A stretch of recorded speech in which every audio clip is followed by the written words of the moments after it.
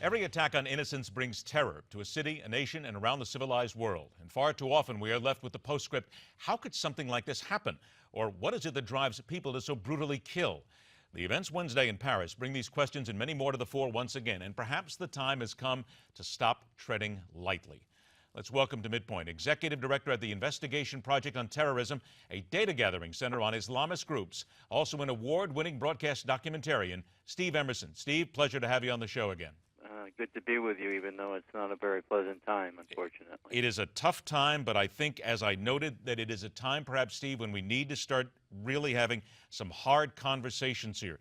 These were professionals. They were ready. It almost seemed as if they were practiced. They knew exactly what they were doing. It was well planned. Have we not finally reached the point where no matter what side of the Atlantic you're on, no matter where you live, you have to understand not all of these terrorists are guys and gals wearing sandals and having suicide bombs strapped to their back. They're good at what they do. We shouldn't be shocked by anything they do at this point, and we need to be better prepared. Well, unfortunately, I feel like it's Groundhog Day, with every single time this happens.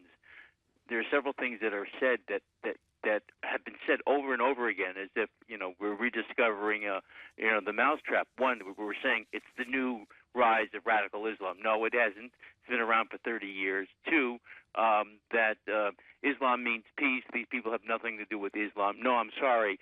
Islam means a lot of things, and to these people, it's Islamic extremism, and there's a lot of support for it in the Islamic community. Unfortunately, but realistically, that has to be said, and unless that's said and acted upon, we're going to see attacks like this occur over and over and over again. And the third thing is the apologia by Western leaders in terms of exonerating Islamists living in the West, those belonging to the Muslim Brotherhood, who say they condemn such attacks, but then issue statements saying that there's a war against Islam, and anybody who uses the term radical Islam is a racist.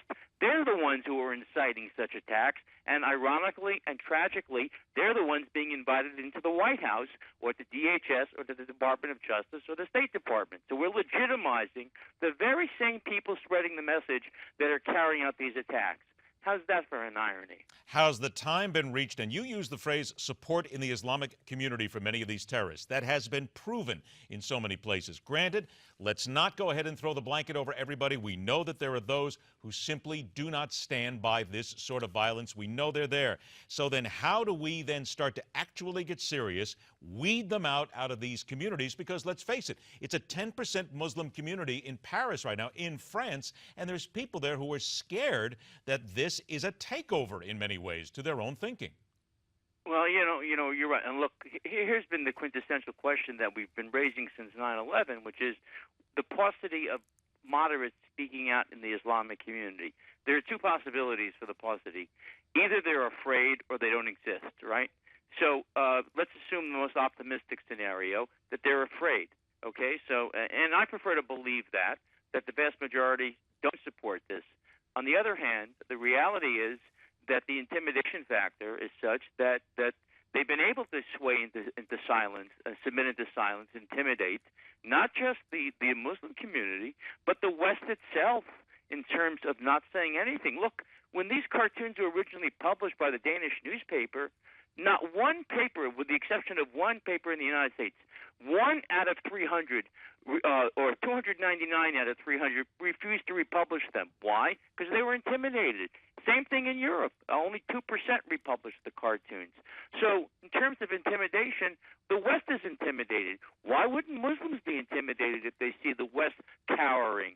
And, when the President of the United States says that, the future does not belong to those who attack the Prophet Muhammad, he's taking a page out of the Muslim Brotherhood, out of ISIS. I mean, instead of staying the course like he did after the the attack on Sony by North Korea, and saying, I wish they would have, talked to me first and stood their ground, he, after the Danish cartoons attack and the republication, said, we will not support the republication. We think this is blasphemous. He caved in entirely.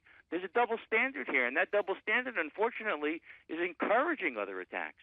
We may have reached a turning point here with this attack in Paris. From the Investigative Project on Terrorism, Steve Emerson, thanks so much for your comments, Steve. Unfortunately, I think we're going to talk a lot about this again in the coming weeks. You bet. All right, take care. Breaking back, we turn to the CIA side of matters, the covert operations side of what transpired in France, how the French didn't see this coming, and where we, not only as a country, but as a globe, are forced to go from here. It's coming up on MidPoint.